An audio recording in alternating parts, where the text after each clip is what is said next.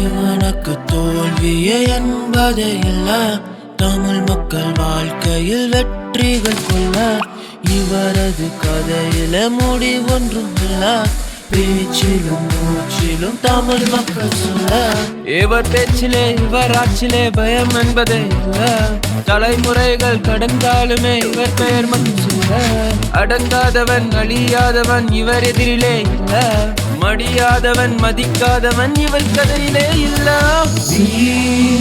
வீரா வீரா திராவிட வீரா, வீரா வீரா.